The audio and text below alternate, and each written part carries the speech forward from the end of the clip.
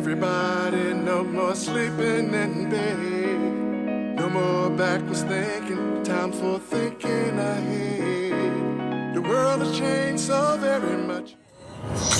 Welcome to Truth Forum, a forum to discuss truth in a friendly surrounding like we do at home at the kitchen table. I'm your host, Dr. Smith. I will continue to lead compelling, relatable, and honest conversation. My guests will range from community leaders, professionals, and real people whose stories will touch and inspire you. Discussion will center around relationships, real stories of personal struggles, amazing, triumphant, and compelling topics in the news. If you'd like to be a guest on the kitchen table, you may call our office at 962-255-53 or email us at kingdombuildersworldwide2.com. Before I introduce my guests today, I'd like to thank my producer, Carl English and Mike Campbell, Michael Bowden's on the Facebook Live camera, Tiffany and Kara Bowden, and program coordinator, and my co-host, Doug Jones. My vision is to catalyze, energize, and bring people together. I want to share some things that are extremely essential. If we're going to be successful, a lot of this has to do with networking, working together. Unless you know who's in the network, you would never know who the power is.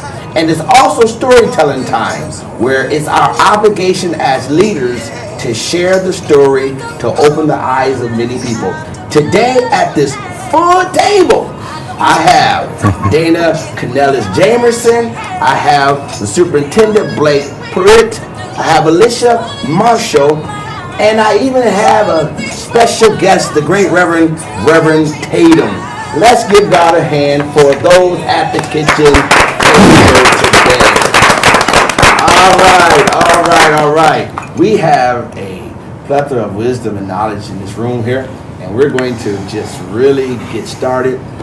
First of all, I want to thank everyone for coming on the show, and I have a resume and I have information about each one of you all, but what I'm going to do is I'm going to start with my right, with my superintendent, and just tell us your name and your position, even though I mentioned it once, and we just go around the table and then we'll get started with this great conversation.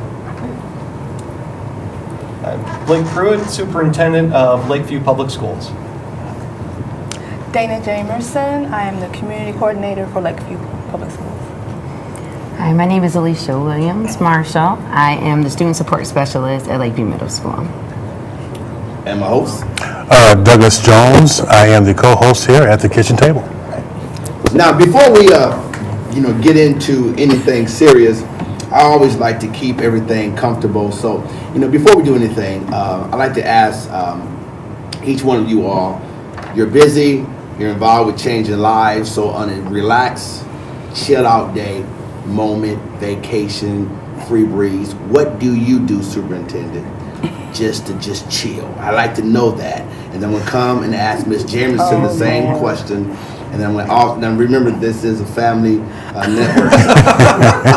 So we take that into consideration, all right? And just let's talk about that first. Just, keep everything comfortable first. What do you do? I hang with Dana. That's what I do. Right. I'm a musician. That was my first job out of college, and I still do music. So that's one of the things I like to do to relax is play music, listen to music. I also have 2 college-age sons, so being able to go see them and spend time with them whenever I'm available, those are things that I like to do when I have time. Besides hanging with Dana. I know, right? I know, yeah. Well, I like to spend time with my family, my mother. My father has since passed on, Charles Canales, but I love to spend time with my family, my boys, and just being part of the community in my church. All right. Okay. For me, I don't know that I feel like I have an awful lot of spare time, but I really enjoy. I have 3 children, and they are heavily involved in things, and week in and week out we're doing things like swim meets and that kind of stuff, so I enjoy spending time with them and being involved as a parent that way. Well, let's go ahead and get started. We have a lot of people that's aware of this show, and we have the Lakeview district here, basically. And there's a paradigm that I go by I used to be a principal for a K-12 school in Indiana, and it was North Central accreditation, except it was more of a charter program. And one of the paradigms is the first is to establish what the problems are, then ask yourself what caused the problem, and then you look at the solution for those problems, and then lastly you want to determine the implementation of those solutions. And I'm noticing when I look at what Dana position entitles, it says inclusive excellence program. Mm-hmm. So when I think of the word inclusive, I see covering all. Okay, and then I'm noticing that you all have a variety of things you do. So my question I want to start off with in this conversation is, why Lakeview District? I am a native of Battle Creek. Mm-hmm. When I was coming up, I couldn't go to Lakeview. Okay? Why Lakeview? And this is not even a thing where we're going to compete at all. And we would love for the Battle Creek District to come if they would like to one day, and Penfield and Harbor Creek and whoever else. But why Lakeview? And anyone can share. With you being the superintendent, you do the tag team if you like. But why Lakeview? Lean back. Yeah, well, no, I'll start. I said I've just started at Lakeview in July. Yeah, I saw that, yeah. So just started July 1. So it because of the work we've been doing in Lakeview and in the Battle Creek area, it's the reason I came here from the Metro Detroit area. So Battle Creek, Lakeview, Harper Creek, and Penfield, all 4 superintendents work together. Actually, we just met last Thursday. Okay, say that again, because that's important for everybody to know that. Yep, so Battle Creek, Lakeview, Harper Creek, and Penfield. Okay. All 4 districts, all 4 superintendents, and now all 4 boards work together and meet together on a regular basis. Is that right? Okay. So, we meet to talk about how we support each other and how we support all our kids. Okay. So it's not about, Lakeview taken from Battle Creek or vice versa. It's about how do we support all the kids in Greater Battle Creek. Okay. How do we make sure each school district is successful with its students? So there's a number of different things that we're talking about that hopefully in the next year we can start rolling out some more collaborative efforts between the 4 school districts. I talk to the Battle Creek superintendent at least once a week. Okay. Because we're right next to each other. We have a lot of shared kids, shared families. And the interesting piece for me is that I come from districts that are pretty diverse. My last district was Ferndale, right next to Detroit. We were about 40% students from city of Detroit. So there's a whole interesting mix from that area. But Lakeview has seen a huge shift in the last 10 years in its population and who it serves. And that's who lives in the school district as well as who chooses to come there via school of choice. So the diversity has changed a lot in Lakeview. We do have a lot of African American students, Burmese students, Latino students. So as this has changed, the school district has had to realize who it serves. The parents, the students, the staff. So the district's really going through a transition. And I've said this, whether it be Lakeview or any other district I've been in, school districts function for white middle class, mostly males. I mean, that's the way that traditional school is functioning. So we really need to look at how are we servicing all our students? How are we teaching? How are we creating relationships? Our staff, and this is not only a Lakeview thing, I was at a state conference yesterday, and this was about the whole state. Our teaching staff is 96% white in the state, majority of that being female. I sat in a conference last year at Wayne State University with campaign for African American males. It was a nationwide educational group, and there was a gentleman there who had been in Detroit public schools K through 12, and he said, I didn't see anyone that looked like me teaching till I went to high school. And he goes, that message it sent me was that I couldn't do these things and that I wasn't important. And so there's a paradigm we really have to, we have to address. And there are issues that we have to address not only in Lakeview but in the state of Michigan about how we're educating kids. And what excited me about Lakeview is that we were willing to talk about it. When they put out the job posting for superintendent, it stated someone that has had a diverse experience in education, someone that has a heart for equity in education, and that is willing to push the district.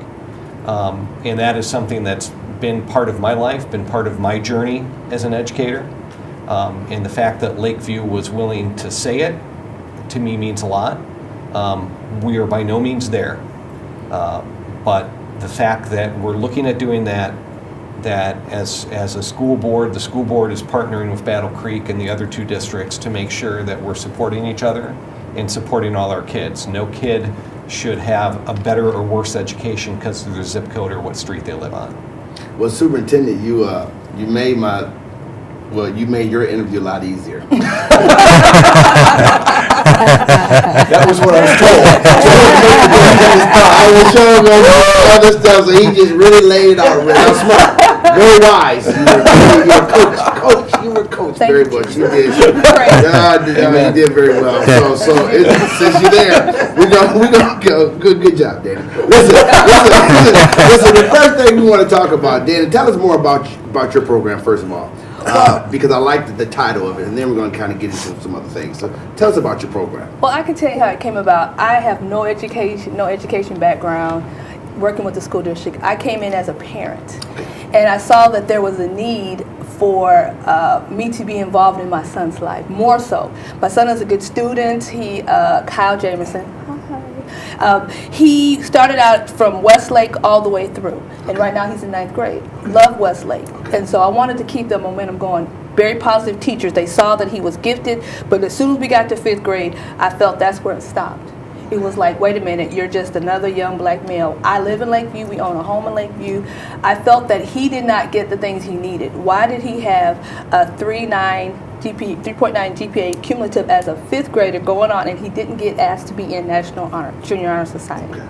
So with that being said, there was criteria that he didn't meet, but they didn't tell us as a parent that there were criteria that he didn't meet. So I wanted to take the race card off the table, and I addressed it with the principal. I didn't get those questions answered, so I went to Superintendent Dave Peterson at the time.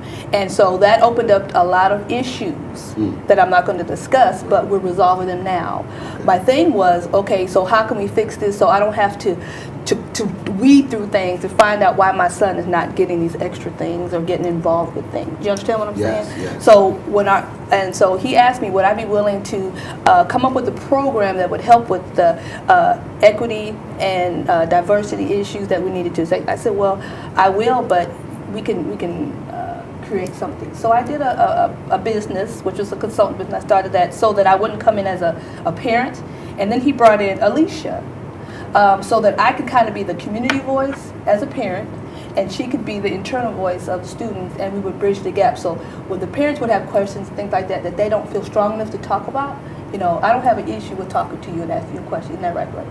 Amen. That's right. and the thing about it is I don't come at you with, well, why aren't you doing this for black people? I'm like, what can we do together? Because I see there's an issue, and I want this to help all children, not just my children of color. Because there are kids that are very smart, and they don't have the right questions to ask, and the parents don't know that they can ask those questions and have them answered. They feel like he is on a mountain and they can't reach it. Do you understand? Yes. And we can't do that. We have to teach the children to be able to talk and say what they want to the teachers. Mm-hmm. So with that being said, we got hired in and we went ahead and we created a program over the summer, and it's called Inclusive Excellence. Now it's grown legs. We're with Western Michigan University medical program that we have 8th graders that are going into the medical field. That's wonderful. That's good. Beautiful. Nice. Mm-hmm. But you see, what you did something that's important to the audience. This is the parent that took the initiative. Mm-hmm. She has some challenges or she has some concerns. She took some initiatives and the door opened up.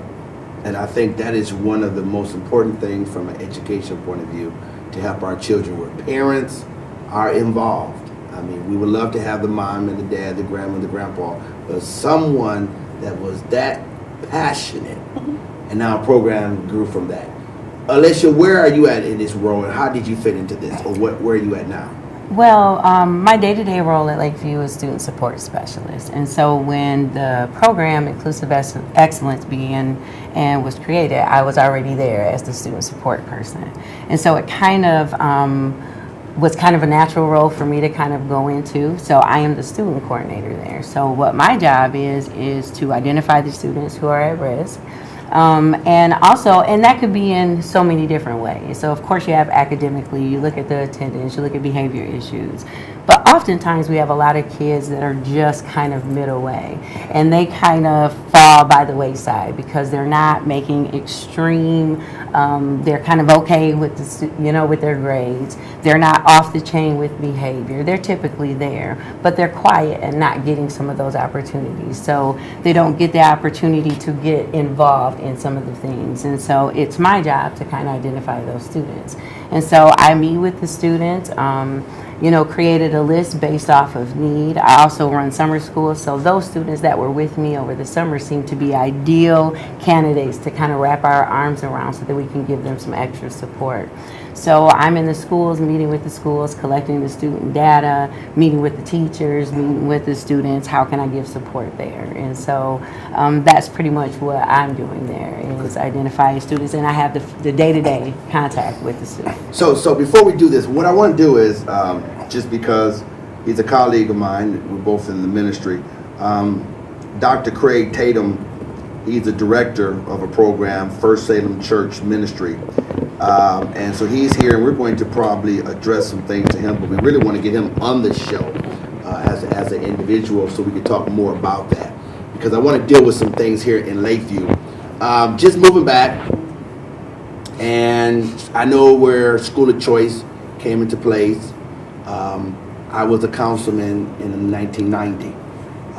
So I remember the governor and all those things. But this is what my challenge is today. So my co-host is a referee, and he's also a coach. And then we have a pastor here. And there are members that sometimes not happy.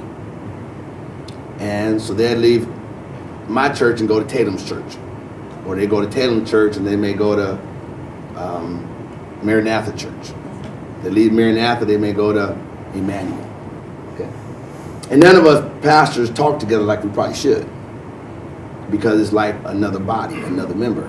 But sometimes that creates a spiritual conflict. It creates sometimes tension among the leaders, because we're thinking, well, you're proselyting.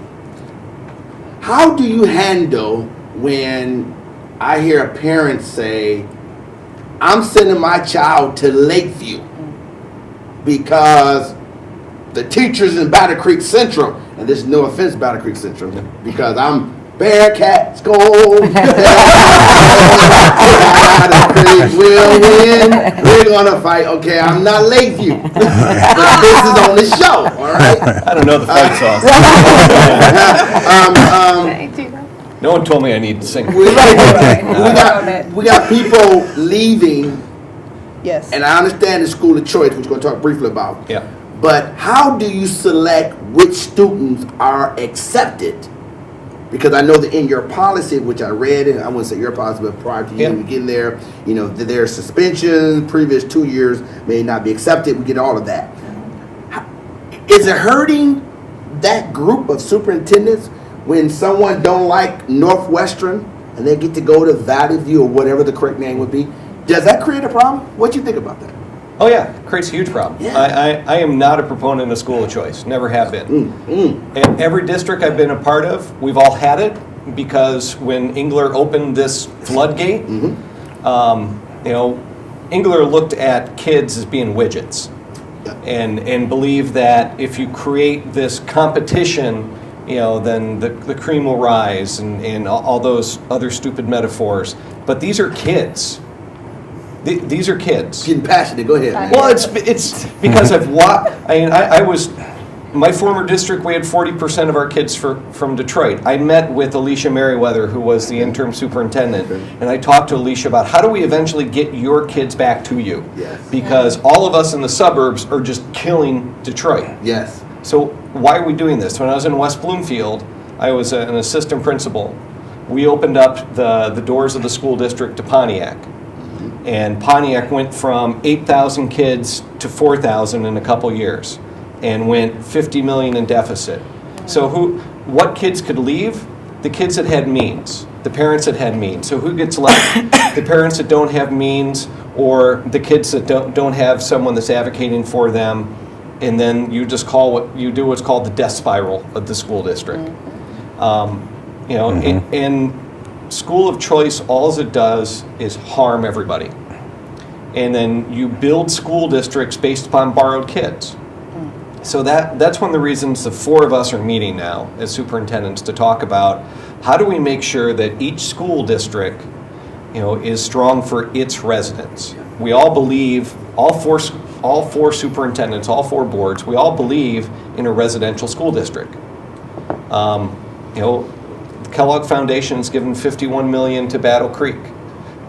It's the job of Lakeview and Harper Creek and Penfield to support Kim Carter and that district to make sure that $51 million goes to supporting Battle Creek kids and making Battle Creek strong. The best thing for Lakeview is to have a strong Battle Creek. So, how do we look at, as a community, what I would say, try to wean ourselves off school of choice? That's what we need to start doing. Those are the conversations we're starting to have. So at some point, the school district has to be overcrowded. If you have everybody that wants to go to, say, Penfield or Lakeview, at what point do you say, okay, we can't take any more kids, enough's enough? Right. And so I will say, Harper Creek, Lakeview, and Penfield are all pretty much tapped out. None of us really have a whole lot of room left. But Centra does. Right. Because somebody left. Right. So that's a problem. But this is about Lakeview. Right. Yeah. So we really can't even go there because it's about Lakeview. Yeah. But what I do want to do is I want to deal with, and that was a great question, I do want to address this concept. So I'm attend meetings. I meet with people all the time. I'm more passionate about the children, but that's in trouble. But when I see officials that work for the district, but their children is in the other district, that's like his son playing the drums for me at my church. I don't know if Pastor, you got a son? Yes, sir. Okay, let's say put Pastor. Do you need a drummer? No, hold on. Yeah, put Pastor Tatum on the camera if you would. Okay, Pastor Tatum, first of all, man, I want to acknowledge you and welcome you. Let's give God a praise for my friend, Pastor Tatum. Amen. He has a great program called Battle Creek 100 Men, and I really would like for him to be on the show to talk more about it. But I was sharing with you, I have a son and daughter, and it would hurt my heart if my daughter started, she does praise and worship at my church, and she started playing at your church. I hear you. And I'm in the same city. Yes, sir. Now, I know there's a problem. I got to figure out that problem. Right. Well, that's what I'm starting to see, whereas we have people that's, they represent one district, but their kids go to another district. That seems like a conflict of interest. Now, I don't want to create no challenges, but how you see that as a spiritual advisor and a spiritual leader, what is that saying? What is that really saying, Pastor Tatum, when you see that happens? Well, I think the obvious thing or the initial response for me is that we don't have any confidence in the district that we teach in, but it's not good enough for our children. And I think for us, as you said, even as it relates to us as pastors, if you have a member of your family that ultimately leaves and go to another church, it rings volumes. It's saying, okay, obviously what you have here does not meet my needs, so therefore I'm going someplace else. And so I think when you look at our school systems of 4, obviously that's a statement that's being made. Any parent wants the best for their child. Right. And parents have the prerogative to make that decision. But by doing that, you void schools of the opportunity for those kids and the system ultimately of trying to grow that system to meet those needs. And that's one of the things that the Superintendent Blake is talking about now, that Lakeview is growing just like the other districts, but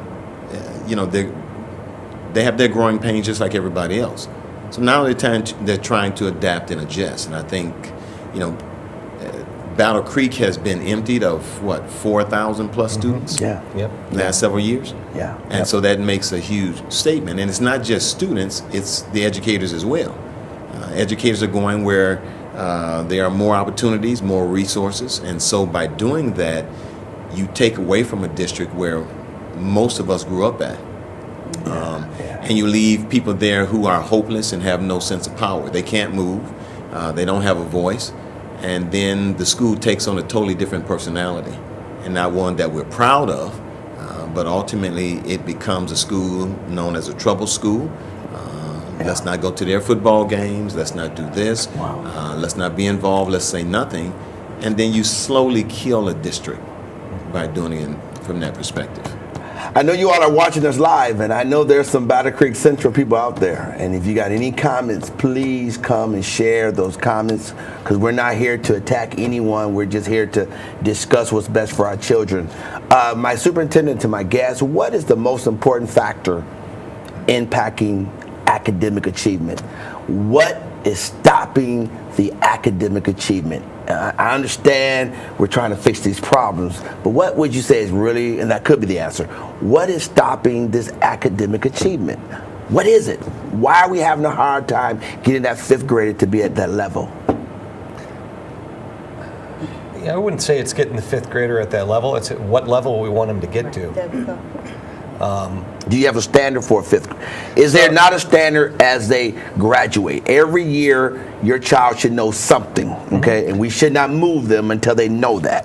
What is that factor from stopping that from happening? So you can look at the curriculum and say, all right, here's what each kid should know sequentially each year. Okay. But I challenge everyone to think about how your kindergarten was when you were growing up. Probably most of us had half-day kindergarten. We had a lot of time to play. If you go into a kindergarten today, it's like second grade when we went to school. Yes. We wonder why these kids come in kindergarten with a lot of the behavior problems that we're seeing is because we're requiring them to do something developmentally they're not ready for. But that's what the state requires of them, because they have to do third grade testing, and if they don't test by this at third grade, they get retained by law. So you're saying the standard, you think this is great dialogue. You're saying you think the standard is too high, which is causing some of the behavior problems? I think that we're not developmentally appropriate in our education right now in the United States. When we look at other countries that are beating us, they don't do what we do in elementary. We're what in education we call, we're a mile wide and an inch deep on what we concentrate on. So how do we get back to the core and the basics? In a school district outside the Battle Creek area, their kindergartners came in on day one, they started testing them because they needed to get their baseline data. And you're not supporting that? That's no. Not, okay. No, I mean, what do you think happened to those kindergartners? Yeah. I mean, kindergartners are like trying to herd cats to begin with. I mean, God bless all the kindergarten teachers, because that's there's a nice place in heaven for kindergarten teachers. But you come in, you're supposed to test a kid instead of taking that a long amount of time to really get them to understand what it means to be a student, to be in a room. We also look at kids today. This is your tablet generation. These are kids that have been on screens all the way grown up, and it's across socioeconomics. And now you want them to sit in a class and stare at a board and with this one person in front of them. So we have to adapt our education. Think about for a second what teachers made an impact on your lives. Do you really, was it the subject they taught, or was it how they taught you? Is it that you really remember the algebra, or that you remember that teacher and they believed in you, and that they pushed you, and they knew that you could do more than what you were given? So we've got so far into this testing environment, and the state requires us to hit all these different things. And if you don't test well as a school, then you get taken over by the state. So, and if you don't test well, it affects your evaluation as a teacher because of what the state requires of that. We act like teachers and kids are things on an assembly line, instead of gifts of God that are each unique. See, so you're talking, man. You're talking good, all right? Am I doing well, Dave? No. You're talking. No, you're really talking good. Indeed. And then you bring up, but the state. So what you're telling me, you're like pushing me to say, well, then I need to remain independent. And we don't want that neither all the way. Because what you're saying is, we should be doing ABC. But the reality is, I can't do it. I'm under obligation by the state. So let me, it's not that we can't do it, but turning around, it's Battle Creek, Lakeview, any school district, turning around a school district is like trying to turn around a freighter in a lake. Yep. Right. It takes forever. It's hard to do. Yep. Yes. And the thing is, kids don't wait. That's right. This kid, tomorrow's Monday. My kids in my district only get that day once. Yep. So trying to turn around things quick enough for kids, and when it was brought up earlier about teachers that teach in one district but their kids go elsewhere, and that's in every district. Right. And sometimes it's, I can't wait for the freighter in this building to turn around because my kid doesn't get another year. Right. Yeah. Okay. And I feel bad for teachers because there's a lot of times it's completely out of their control how their building's going. Or how that freighter's moving. Okay. So if they have a voice in that process and they feel like the freighter's moving in the right direction, a lot of times they'll keep the kid. But if they have to move their child to another school because they don't have the influence to make that freighter move. Okay. And in education, it's really hard as a teacher to move from district to district. You do have to do what's best for your kid.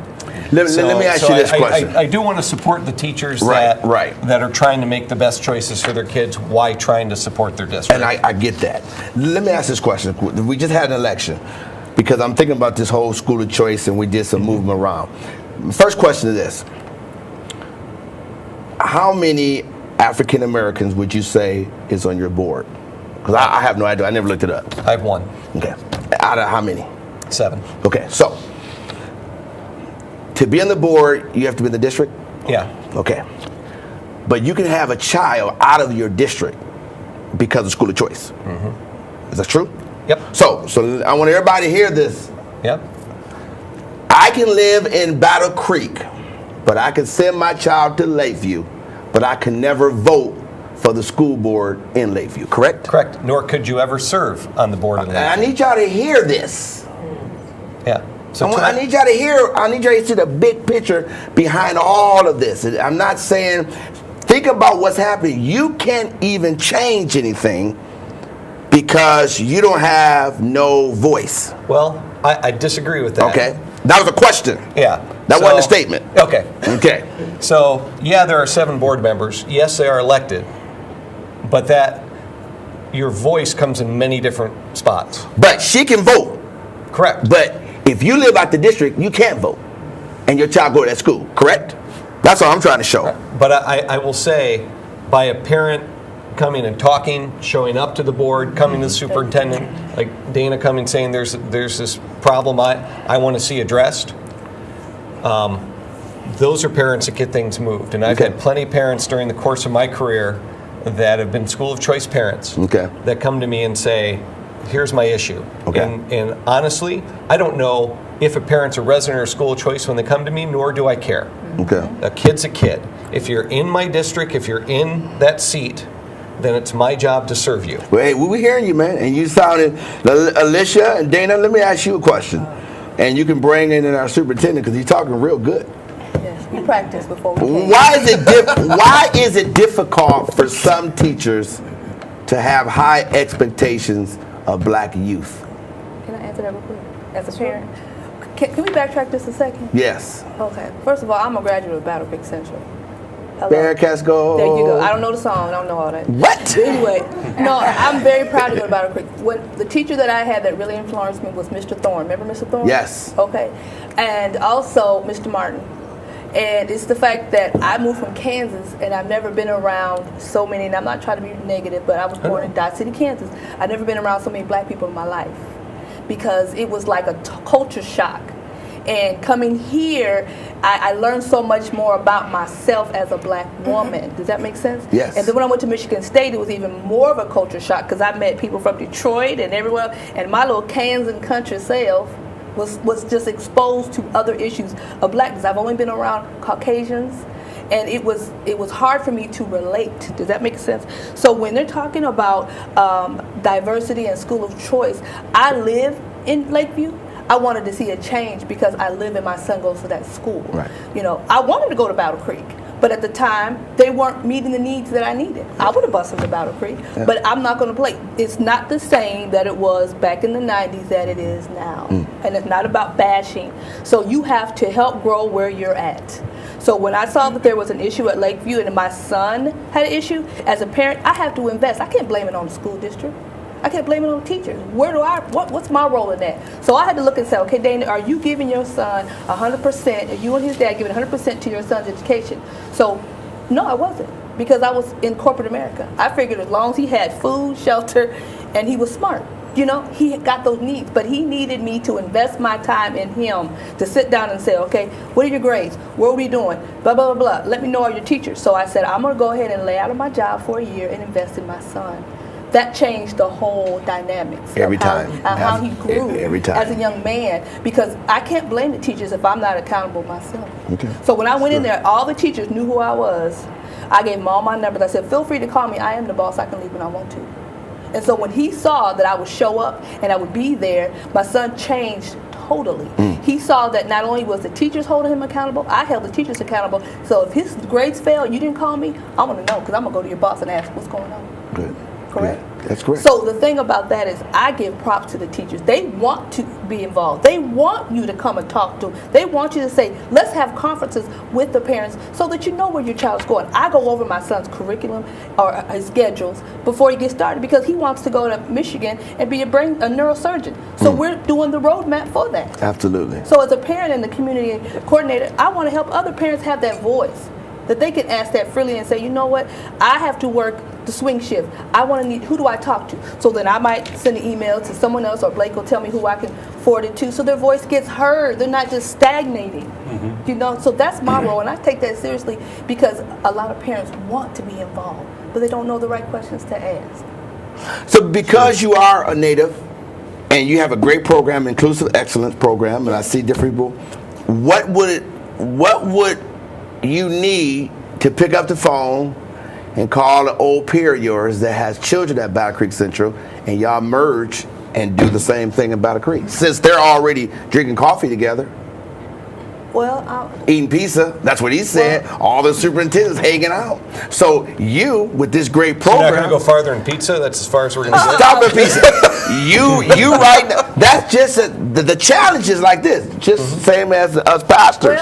We need to all come together. It's to make our community work. Everybody need to work together. we had that conversation. Okay, well, because I'm going to challenge those who's listening. Okay. So, all the parents at Battle Creek Central, all the parents at Hopper Creek, I don't know any. All the parents at Springfield. Is it a school in Springfield? That's not a. No. Okay. Penfield. Penfield. I know a few people there. Dana has a great program. So Dana, why can't y'all merge and do one like that? I mean, I'm just wondering, because this is for Lakeview, and it's great community mentoring program. You got the 100 Black Men program, parental partnership group, chess on site debate club. I mean, wow. Generation E. Generation E, Western Michigan School of Medicine mentoring. Wow. Why can't you do the same thing or encourage another parent, another Dana at Battle Creek Central to do the same thing? Well, that's something that Blake and I are working closely on, creating and making it a good model so that we can take it to another location. Because we have to work collectively as a district. Absolutely. We're not in competition. Okay. Because some kids may come in and say, hey, I want to do that, but I go to Battle Creek Central. And how can I do this? So then we'll come and have that conversation and say, okay, you know what? We've got it going good now. Okay. We know exactly where we're doing. So we're not going to come in with a half-done program. Okay. You know what I mean? Okay. And the only reason why we're at Lakeview again is because that's where I live. And I get that. And that's who hired me to do this program. And we're not going to do anything slovenly. I get that. I get that. You're in the district. You should support your district. I get that. Oh, I want to go out. So, and I've had that. Hold on. And I've had you that wanna go conversation. out? I do. And I've had that conversation. You want to go back to Battle Creek, you said? What? You want to go out the district? I want it all. I mean, what's wrong? Oh, you mean support? I got you. I want Okay. it all. I want every child to do greater than what we've been taught. I had a mother and father that said, no excuses. Don't bring back any excuses. Do the best. Do not do things half done. I almost said something another way, Mr. Charles Canales would say. Uncle Chuck. Yes, that's right. But you have to do things right. You represent us, your mother and your father. Yes. You represent, and we don't have that anymore. Yes. We don't have, my sons, I tell them, don't go out and act a fool because you represent us. Yeah. So when you put that in them, it's like these young kids that went on this trip yesterday. What did I tell them, Lake? I said, don't do what? They said, disrespect you or myself. See, you left for that. Because when they go out, they don't know how to act, but we have to teach them how to act.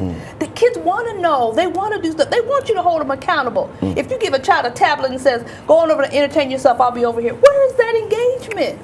When my son gets out of school, we talk. I want to know everything he did. He went to his first party last night. I almost lost my mind. I said, I'm going to text you every 5 minutes. I heard about that party. I know. Stop it. Okay, well, look. Daddy, you got it. You got it down packed. I admire you for that. I want to go back to this topic about why is it difficult? Maybe not in Lakeview, but I'm going to bring up some case studies. But why is it difficult for some teachers to have a high expectation of black youth? So it is difficult. I'm sorry. Okay. No, All right. Yeah. I mean, yeah, and the studies show it. Yeah. And I'll put myself on the table. When I was a young teacher, I grew up in a mostly white suburban environment, and then the first time that I was teaching, and I had African American students in my class, I had an implicit bias. I looked at those students and I thought something, and it took one of those students to challenge me and to push me and basically to tell me, do you think I'm less, Mr. Pruitt? And for me to go, no, I don't. Or actually, yeah, I do, but I need to change. Yeah. I had a conversation with a school board member, not ours, one from another district up in Lansing yesterday at a conference. And the whole session was on implicit bias and raising the bar for all students and how do we not feed the school to prison pipeline. Right. And this board member had said, I was walking down the street last night, and I think it was in, or the other week in Detroit, and there was an African American boy with a hoodie on, and immediately I got nervous. But I thought to myself, why the heck am I getting nervous? This kid could be the next doctor, the next neurosurgeon, could be this. Why am I looking at this through this lens? Right. And that's part of the work that we're trying to do, not only in Lakeview, but in Battle Creek and Penfield and Harper Creek. We're all working with CDI out of the community college and with National Equity Project to start creating an equity lens for our staff. So you don't look at a student for whatever reason and think they can't do it. And the reality is that, again, our school district, and this isn't a Lakeview thing, this is a national thing, we're built for white middle-class male. Yes. And so if you don't fit a certain parameter, we don't think you can achieve. And that's not fair, and that's what we need to break. And that's got to come from the superintendent all the way down the system. Now, how many African American male teachers is in your district?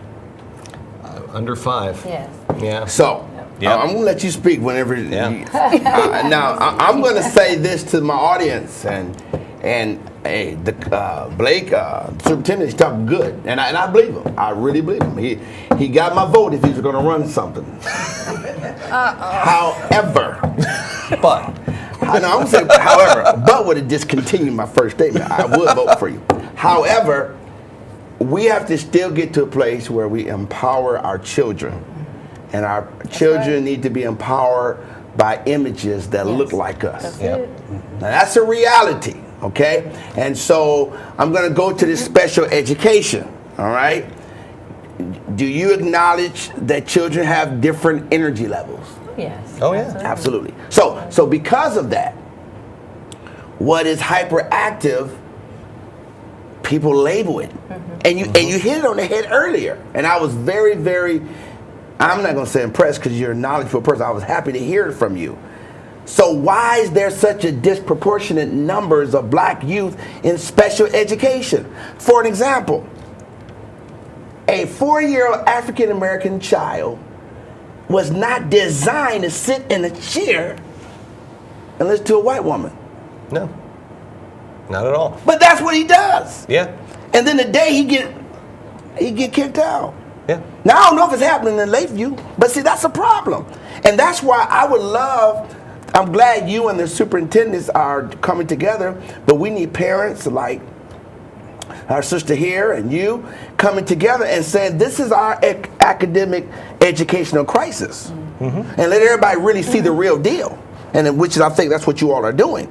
Reverend, get Reverend back on here. Reverend, what you doing, preacher, around the corner, trying to deal with these this educational crisis, man? Because we're feeling it every day. I know you get it. You get phone calls, kids getting kicked out of school, and sometimes it's not really nothing they did wrong. They were just a little hyper.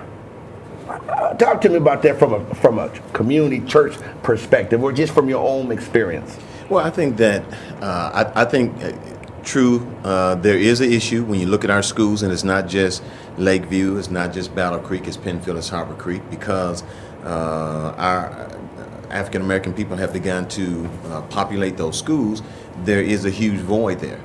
The schools are not equipped at this juncture to meet the needs of African American kids, and so one of my challenges, which I'd love to engage all the superintendents in, is how do you bring about educators that resemble people of color?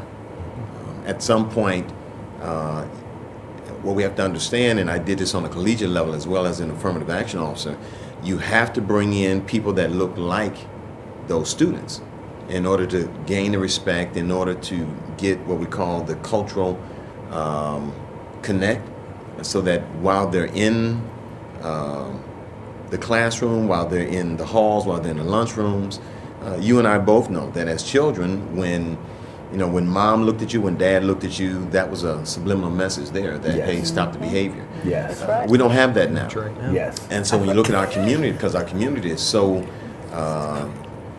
Yes.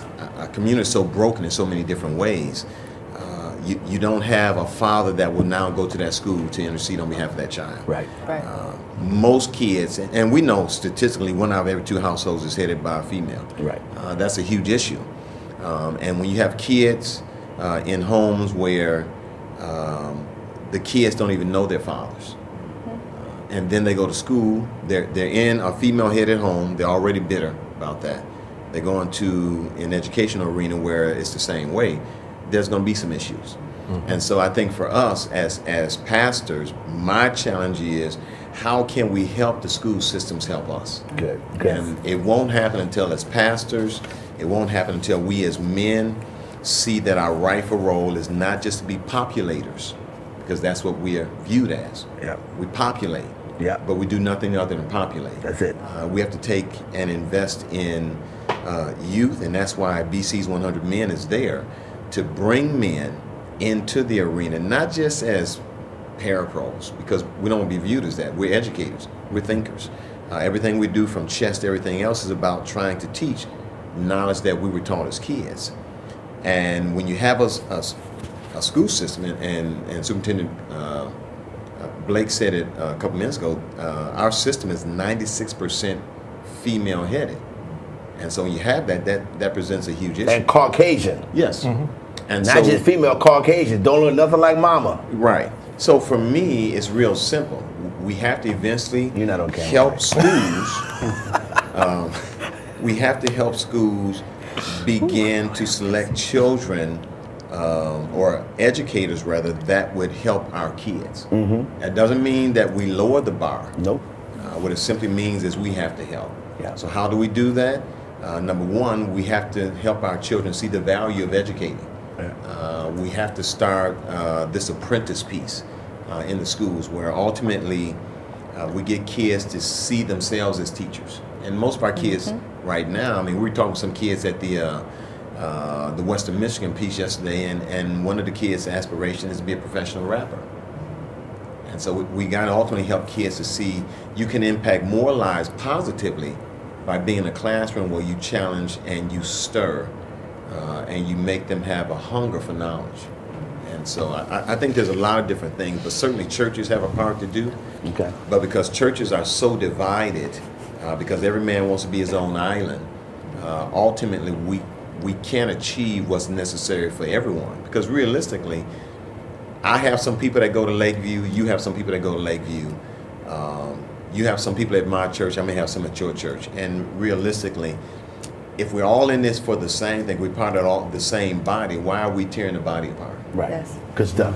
Good stuff. Alicia, we're back at you for real, and we're gonna wait for you to respond. Okay. Why are some teachers spending more time disciplining children than teaching them? Well, I think there's a lot of different reasons, but I think some of it goes down and really boils down to relationships. I think that oftentimes there's a misconception that a relationship with a person and a young person of color has to be different. I think that it really starts with self-awareness, and oftentimes, just like the superintendent said, that I think sometimes they're not even aware that there is a bias, you know, and so really we have to be aware of where they are, how they're treating other people, and let them understand that building a relationship and building rapport with students of color or minority students is the same way that you build a relationship with other students. Yes. It's sometimes that fear, it's sometimes not knowing. You know, and so we just have to really begin to break down the gap. I'm really happy that I'm at the middle school. I'm one of 4 minority staff in the building, and I'm not. You one of 4 who? What? 4 minority staff in the minorities. Building. Yep. There's 4 of us. And no, wait, hold. There's 4 African American women. Yeah, because you're not a minority. There's 4 African American women there. Okay, I got you. I wanted to make sure I understood you. Okay. And so I am really pleased. It's just my 2nd year in the district. I come from Albion, and I was a school social worker there for 18 years. So this is very different for me. Really big, a different population. Yes. My daughters are attending there right now as well. Very different for them. Yet I'm very happy to be there, because then it's just as we say, our young people do need to see someone of color, and I'm happy to be there because that's another person of color in the building that they can go to and relate with. But it's just a push, and we're trying to work with our teachers and our people of staff to kind of understand. But I think it boils down to the ability to connect and not be afraid to connect and not be afraid to step outside the box of what Lakeview used to be, or whatever used to be. I remember when I went to Albion way back in the day, and how we would come here for sporting events. It looks much different. Yes, it looks much different.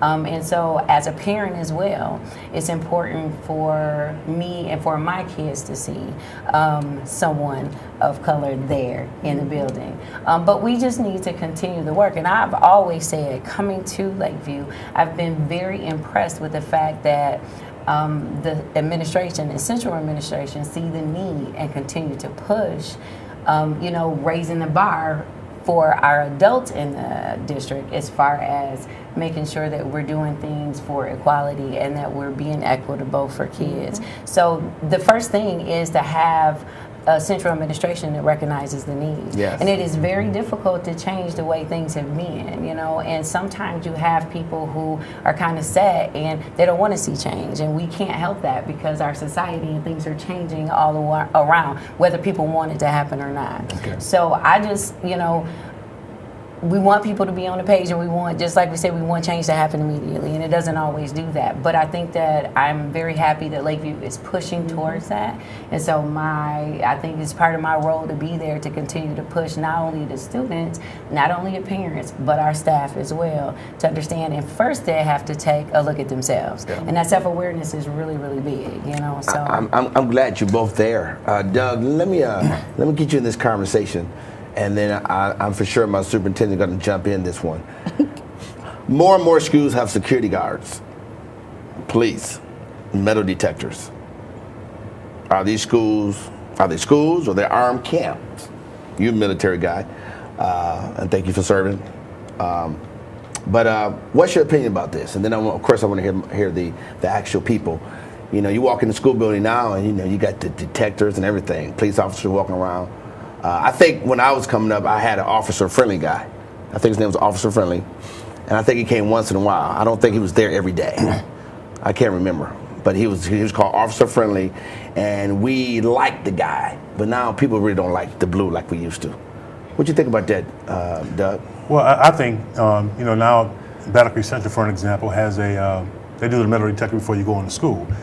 It's obviously yes. Really? Yes, there's a wand. They have the wand there. Are you serious? For every kid, But every before bag. you go further, do y'all do that? no. Do you know Penfield? Penfield does not, Harper Creek does not. Battle Creek Central is the only one in the area that I'm aware of. So they're obviously. Y'all ain't drinking coffee and eating pizza. Here we are. Well, So there's a need that's for right that. there. The Does coffee. something to you, man. But Yes, go it ahead, does. DJ. Keep There going. obviously is a need for that. I'm not sure when it happened or what happened in the past to bring that to Battle Creek Central, but it was obviously necessary for whatever the reason. So if you have to have that type of security in the school, then it's probably a good thing. There obviously have been incidents in the school where people have brought in knives and guns, and in my opinion, I think all schools need to have that. Okay. All right. Because there obviously is a problem in this country with discipline when it comes to young people. Some of it starts at home, some of it's out in the streets. Kids have different influences. So I really believe that's necessary. So principal, well, you were also principal. You're Yeah. also a band major and played the saxophone, all that good stuff, singer. And then bring on the team. What's the difference between discipline and punishment? I got 5 minutes. Are you serious? 5 minutes? I can't even. Y'all supposed to give me a 10-minute warning.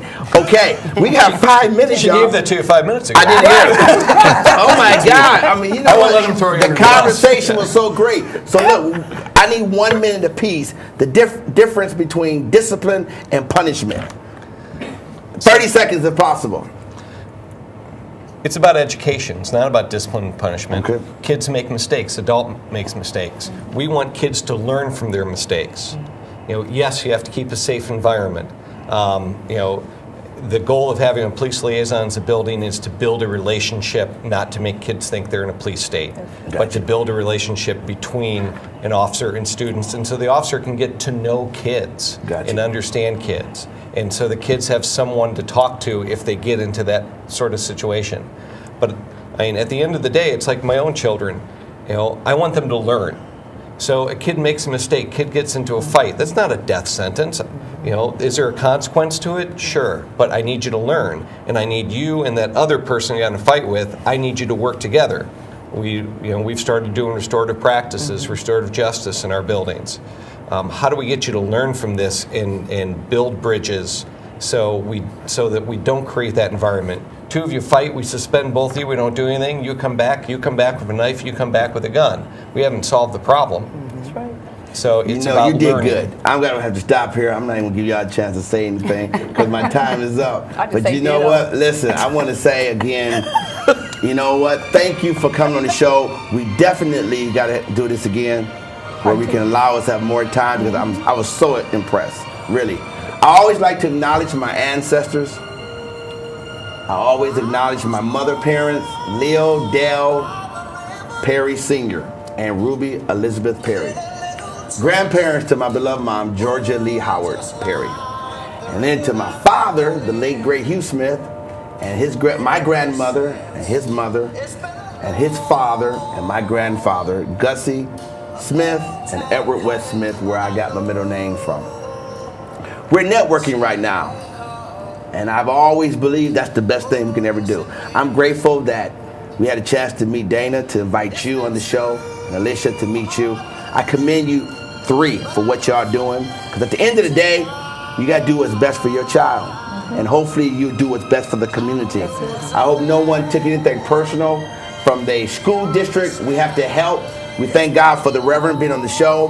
One thing all of us as a people we're supposed to have is a map and a globe so we know where we are. Issachar understood the time in the Bible. They knew what time it was. Our children are going through something. They're struggling. They're suffering. No. Do we believe in passing our children and they can't read and write? No. At the same time, we should reconsider how we train those 5-year-olds and 6-year-olds. Let's be conscious. We always end with a prayer. And we just want to say, God, we thank you for these wonderful people. Yes. And I thank you for this superintendent. Yes, Lord. And I thank you, God, for these concerned and parents that's really involved. Yes, Jesus. They did more than just talk. They really got involved. Yes. God, give them the grace they need every day. And hopefully someone saw this show. They're inspired to do something better for their child. Asking that student, how was your day? Yes. What did you learn? Where's your homework? Yes. Let me contact the teachers. Yes. As we heard from Dana. Thank you for Alicia, and thank you for our superintendent and our co-host. In Jesus' name we pray, and the Reverend, amen. Amen. Amen. Wake up all the teachers, time to teach a new way. Maybe then they'll listen to what you have to say. They're the ones who's coming up, and the world is in their hands. When you teach the children, teach them the very best you can. The world won't get no better if we just let it be. No, no, no, no, no, no, no. The world won't get no better. We gotta change it, yeah, just you and me. Wake up all the doctors, make those